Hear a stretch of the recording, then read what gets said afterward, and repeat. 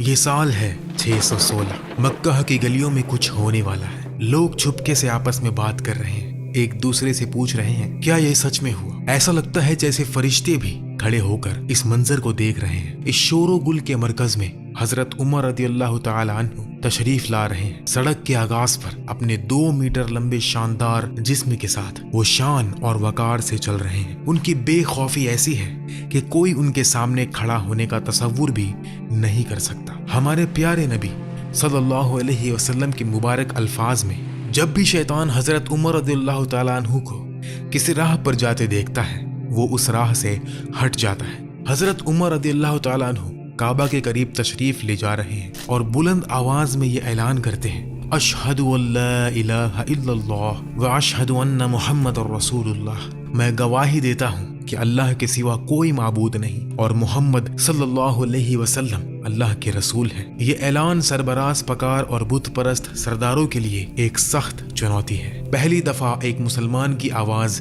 اتنی بلند گونج رہی ہے۔ یہ مکہ کے مشرکوں کے لیے بہت بڑا نقصان ثابت ہوتا ہے۔ کیا حضرت عمر رضی اللہ تعالیٰ عنہ بھی مسلمان ہو گئے ہیں؟ اگر یہ سچ ہے تو مسلمان اب کمزور اور بے سہارا نہیں رہے۔ لیکن حضرت عمر رضی اللہ تعالیٰ عنہ نے، جنہوں نے اچانک طاقت کے توازن بدل دیے، یہ فیصلہ کیسے کیا؟ وہ اسلام کے سب سے بڑے دشمن سے اسلام کے سب سے عظیم سپاہی کیسے بنے؟ جب وہ نبی صلی اللہ علیہ وسلم کو قتل کرنے نکل پڑے تھے تو اچانک انہی کے مقصد کے لیے جان دینے کو تیار کیسے ہو گئے؟ پھر وہ نبی صلی اللہ علیہ وسلم کے سب سے عظیم اور قریبی صحابہ اور ان کے بعد دوسرے خلیفہ بنے۔ یہ دنیا کے سب سے دلچسپ اور مقدس قصوں میں سے ایک ہے۔ پردے کے پیچھے حضرت عمر رضی اللہ تعالیٰ عنہ کے اسلام قبول کرنے کا قصہ۔ حضرت عمر رضی اللہ تعالیٰ عنہ کے والد خطاب قریش قبیلے کے بنو عدی کے سردار تھے۔ حضرت عمر رضی اللہ تعالیٰ عنہ کو اچھی تعلیم حاصل ہوئی۔ وہ بہت ذکی اور طاقتور جوان تھے۔ انہوں نے اس علاقے کے لاجواب پہلوانوں کو ہرایا، جس کی وجہ سے مکہ والوں نے انہیں مکہ کا حامی کا لقب دیا۔ اپنی ذہنی قوت اور جسمانی طاقت کے سبب وہ اپنے قبیلے کے سردار بنے۔ اسلام کے ابتدائی سالوں میں نبی صلی اللہ علیہ وسلم خلیدہ خبر نہیں دے رہے تھے، بلکہ چھپے ہوئے طور پر جنہیں اسلام کے قریب سمجھا جاتا تھا مسلم انہیں گھر میں دعوت دیتے تھے، اور جو مسلمان ہو جاتے وہ اپنا اسلام چھپاتے تھے، صرف انہیں بتاتے تھے جو بھروسے مند اور نیک سمجھے جاتے تھے۔ مسلمانوں کے جمع ہونے کی جگہ بھی چھپی ہوئی تھی۔ اگر کھلی ہوئی دعوت ہوتی تو کم تعداد ہونے کی وجہ سے انہیں بہت تکلیف ہوتی۔ جب یہ حالت کچھ وقت تک جاری رہی، شہر میں افواہیں پھیلنے لگی۔ یہ نیا مذہب مکہ کے مشرک سرداروں کے کانوں تک پہنچنے لگا۔ پہلے انہوں نے اسے نظر انداز کیا، لیکن وقت کے ساتھ ساتھ ان کے قریبی بھی اسلام قبول کرنے لگے۔ اس نئی حالت پر بات کرنے کے لیے دارالندوہ میں ملاقاتیں ہوئی، جو مکہ کا شہری کونسل تھا۔ ہر خاندان کے سردار ان ملاقاتوں میں شامل ہوتے اور حضرت عمر رضی اللہ تعالیٰ عنہ بھی اپنے قبیلے بنو عدی کے سردار کے طور پر شرکت کرتے۔ ان ملاقاتوں میں مختلف فیصلے ہوئے۔ ایک فیصلہ یہ تھا کہ ہر شخص اپنے قبیلے کے مسلمان ہونے والوں یا ہونے کا سوچنے والوں کو قید، پٹائی اور عذاب سے ڈرائے گا۔ حضرت عمر رضی اللہ تعالیٰ عنہ نے اپنے قبیلے کے مسلمانوں کو باندھ کر تھک جانے تک پیٹا۔ اس وقت مسلمان انہیں ظالم کے لقب سے جانتے تھے۔ چونکہ دعوت چھپی ہوئی تھی، حضرت عمر کو اسلام کی حقیقت کا ابھی علم نہیں تھا۔ ان کے ذہن میں وہ یہ سمجھتے تھے کہ وہ اچھا کام کر رہے ہیں، کیونکہ ان کے نظر میں نبی صلی اللہ علیہ وسلم عربوں میں تنفر پیدا کر رہے تھے اپنے فائدے کے لیے۔ حضرت عمر رضی اللہ تعالیٰ عنہ اپنی قوم کو اس خطرے سے بچا رہے تھے۔ وقت کے ساتھ ساتھ مسلمانوں پر ظلم ناقابل تحمل ہو گیا۔ اس کے نتیجے میں کچھ مسلمانوں نے نبی صلی اللہ علیہ وسلم سے اجازت لے کر حبیشستان یعنی ایتھیوپیا ہجرت کرنا شروع کی۔ ان میں عامر رضی اللہ تعالیٰ عنہ بھی تھے، جو پہلے خطاب کے غلام تھے لیکن بعد میں آزاد ہوئے۔ وہ اور ان کی بیوی لیلا رضی اللہ تعالیٰ عنہ اس ہجرت کی لہر میں شامل ہونے کی تیاری کر رہے تھے۔ جب حضرت عمر لیلا سے ملے اور پوچھا کیا تم کہیں جا رہے ہو، انہوں نے جواب دیا، ہاں، تم نے ہمیں بہت عذاب دیا۔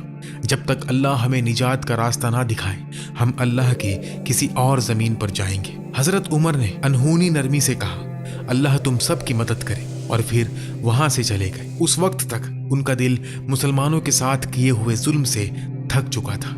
انہیں محسوس ہونے لگا کہ کچھ تو غلط ہے، لیکن ان کا ذہن اور دل ابھی پریشان تھا۔ لیلا کو ان میں ہمدردی اور رحم کا احساس ہوا۔ جب عامر واپس آئے، انہوں نے ان کی یہ حالت بتائی۔ عامر حیران ہوئے اور بولے، کیا تمہیں امید ہے کہ حضرت عمر رضی اللہ تعالیٰ عنہ مسلمان ہو جائیں گے؟ پھر انہوں نے کہا، واللہ خطاب کا گدھا مسلم ہو جائے گا، لیکن اس کا بیٹا عمر نہیں۔ یہ اثر تھا جو حضرت عمر کا رویہ لوگوں پر ڈال رہا تھا، لیکن ان کا پتھر جیسا سخت دل جلد ہی نرم ہونے والا تھا۔ حضرت عمر رضی اللہ تعالیٰ عنہ کے اسلام قبول کرنے کے واقعات میں ایک یہ تھا کہ وہ ایک رات نبی صلی اللہ علیہ وسلم کو کعبہ کے قریب نماز ادا کرتے دیکھتے ہیں۔ حیرت میں کہ وہ کیا پڑھ رہے ہیں، وہ چھپے ہوئے طور پر قریب جاتے ہیں۔ نبی صلی اللہ علیہ وسلم سورہ الحقہ پڑھ رہے تھے۔ ان کے الفاظ سے حضرت عمر مجذوب ہو گئے، لیکن وہ ایسے ہی مسلم نہیں ہونے والے تھے۔ انہوں نے سوچا، واللہ جیسے قریش کہتے ہیں وہ شاعر ہیں۔ اسی وقت نبی صلی اللہ علیہ وسلم نے 41ویں آیت پڑھی، اور یہ کسی شاعر کا کلام نہیں مگر تم لوگ بہت ہی کم ایمان لاتے ہو۔ حضرت عمر رضی اللہ تعالیٰ عنہ حیران رہ گئے۔ انہوں نے سوچا کہ انہوں نے جان لیا کہ میں کیا سوچ رہا ہوں، شاید وہ جادوگر ہے۔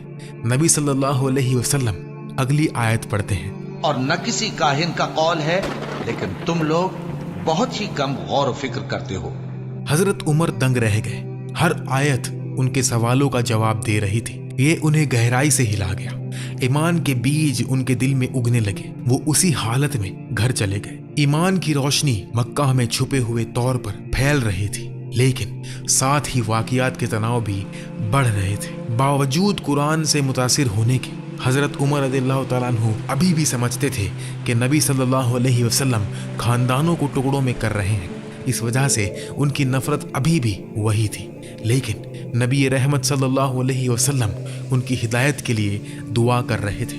یا اللہ، اسلام کو دو مردوں میں سے جس سے تو زیادہ پیار کرتا ہے اس کے ذریعے مضبوط کر، ابو الحاکم بن ہشام، ابو جہل یا عمر ابن الخطاب۔ اس دعا کی صبح دار ندوہ میں ایک اور ملاقات ہوئی۔ نبی صلی اللہ علیہ وسلم کے قبیلے بنو ہاشم سے بدلے کے ڈر سے ابو جہل نے پیشکش کی، جو محمد صلی اللہ علیہ وسلم کو قتل کرے گا میں اسے 100 اونٹیں دوں گا۔ خون کے بدلے کے خطرے کے باوجود حضرت عمر رضی اللہ تعالیٰ عنہ نے یہ پیشکش قبول کی اور تلوار لے کر نکل پڑے۔ یہ ان کے لیے ایک خودکشی کا مشن تھا، کیونکہ نبی صلی اللہ علیہ وسلم کا خاندان بدلہ ضرور لیتا۔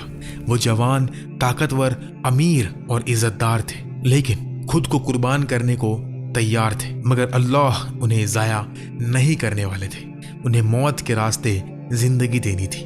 راستے میں ان کی رشتہ دار نعیم رضی اللہ تعالیٰ عنہ سے ملاقات ہوئی۔ نعیم نے پوچھا، اے عمر، تلوار لے کر کہاں جا رہے ہو؟ حضرت عمر نے جواب دیا، میں محمد صلی اللہ علیہ وسلم کو قتل کرنے جا رہا ہوں، جن نے قریش کے امور بگاڑے اور ان کے معبودوں کا مذاق اڑایا۔ نعیم، جو خود چھپے ہوئے مسلم تھے، پریشان ہوئے اور بولے، تم نے خود کو دھوکہ دیا ہے۔ کیا تمہیں لگتا ہے کہ ان کا قبیلہ تمہیں زندہ چھوڑے گا؟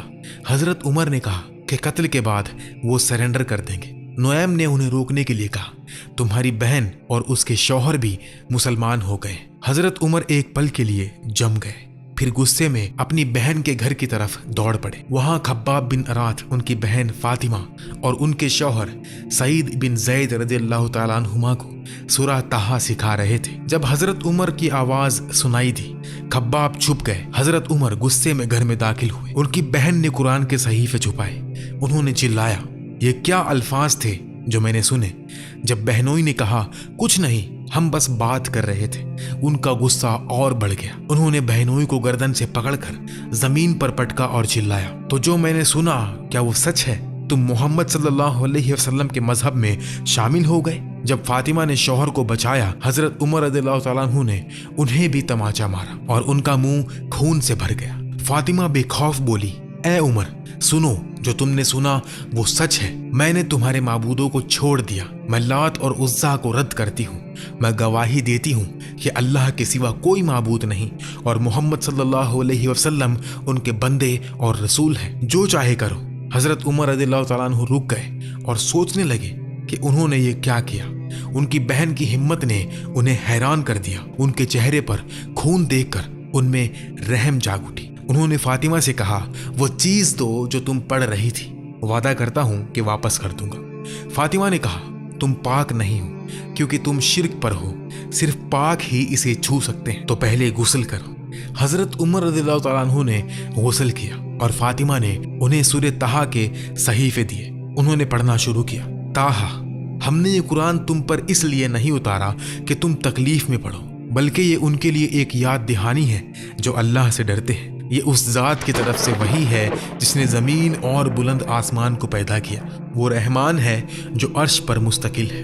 पढ़ते वक्त उनके दिल की सख्ती और चेहरे का गुस्सा धीरे धीरे खत्म हो गया। उन्होंने अपनी बहन और बहनोई से कहा, कितनी खूबसूरत, इज्जत वाली, शान वाली बात है, इससे ज्यादा खूबसूरत बात नहीं हो सकती। दोनों खुशी और हैरत से एक दूसरे को देखते रहे। हजरत उमर में अब जिद नहीं रही, उनका दिल तस्लीम हो गया। खब्बाब ने छुपने की जगह से निकलकर कहा, खुशखबरी ए उमर, नबी सल्लल्लाहु अलैहि वसल्लम ने दुआ की है कि अल्लाह इस्लाम को तुम्हारे जरिए मजबूत करे। हजरत उमर ने कहा, बताओ रसूलुल्लाह सल्लल्लाहु अलैहि वसल्लम कहाँ हैं? खब्बाब ने सफा के करीब उनकी जगह बताई और हजरत उमर निकल पड़े। दिल खुशी से भरा हुआ। हजरत उमर पहुंचकर दरवाजा खटखटाए। सहाबा ने उन्हें तलवार के साथ देखा तो डर गए, लेकिन नबी सल्लल्लाहु अलैहि वसल्लम ने उन्हें अंदर बुलाया। जब नबी ने हजरत उमर को देखा, उन्होंने उनकी तलवार की पट्टी पकड़ ली और कहा, या अल्लाह, ये उमर इब्न अल खत्ताब है। या अल्लाह, दीन को उमर इब्न अल खत्ताब के जरिए मजबूत कर। हजरत उमर ने शहादत ली और मुसलमान हो गए। ये मंजर देखने वाले सब जज्बे और यकीन से भर गए। हजरत उमर का नाम ही डर था उनके खिलाफ वालों के लिए, लेकिन अब वो मुसलमान थे तो डरने की कोई बात नहीं थी। सब सहाबा ने मिलकर तकबीर चिल्लाई, अल्लाहु अकबर। ये आवाज मक्का की गलियों में गूंज गई। हजरत उमर रज़ियल्लाहु ताला अन्हु ने नबी सल्लल्लाहु अलैहि वसल्लम से कहा, या रसूल अल्लाह, क्या हम हक मजहब पर हैं, चाहे जिंदा रहें या मर जाएं? नबी ने फरमाया, हाँ। हजरत उमर बोले, तो फिर हम क्यों छुप रहे हैं? अल्लाह की कसम, जिसने आपको हक मजहब पर भेजा, मैं मुशरिकों की हर मजलिस में बेखौफी से इस्लाम का ऐलान करूंगा। नबी सल्लल्लाहु अलैहि वसल्लम ने मोमिनीन को छुपने से निकालकर खुली दावत देने की इजाजत दी। नबी सल्लल्लाहु अलैहि वसल्लम आगे, हजरत उमर उनके दाएं, हजरत हमजा रज़ियल्लाहु ताला अन्हु बाएं और बाकी मोमिनीन पीछे। सब मुसलमान काबा की तरफ मार्च किए। इस तरह उन्होंने पूरे शहर और कुरैश को अपना दिखाया। सब हैरत से जमा हो गए। उस वक्त कुरैश के सरदारों को समझ आ गया कि हवा अब उल्टी चल रही है। हजरत अब्दुल्ला इब्न मसऊद रज़ियल्लाहु ताला अन्हु ने हजरत उमर को यूं बयान किया, उनका इस्लाम कबूल करना फतह था, उनकी हिजरत फतह थी और उनकी खिलाफत रहमत थी। बेशक हजरत उमर रज़ियल्लाहु ताला अन्हु का ईमान मुसलमानों के लिए बड़ी फतह और काफिरों के लिए बड़ी शिकस्त थी। 1 घंटे पहले जो हजरत उमर रज़ियल्लाहु ताला अन्हु गैर मुस्लिम थे, 1 घंटे बाद नए मुस्लिम उमर में बहुत फर्क था। वो जालिम शख्स जो लोगों को अजाब देते थे, अब ऐसे बन गए कि मक्खी को भी नुकसान ना पहुंचाए। नबी सल्लल्लाहु अलैहि वसल्लम की हिदायत की रोशनी से उनके अंदर छुपी रोशनी चमक उठी। उस दिन हजरत उमर रज़ियल्लाहु ताला अन्हु के दिल में ईमान का बीज बोया गया और उस बीज से अल्लाह ने इंसाफ और वसीयत का एक अजीम दरख्त पैदा किया, इतना कि उनके खिलाफत के दौर में उन्हें अल आदिल का लक़ब मिला। और ना सिर्फ इंसान बल्कि जानवर भी जुल्म से महफूज रहे।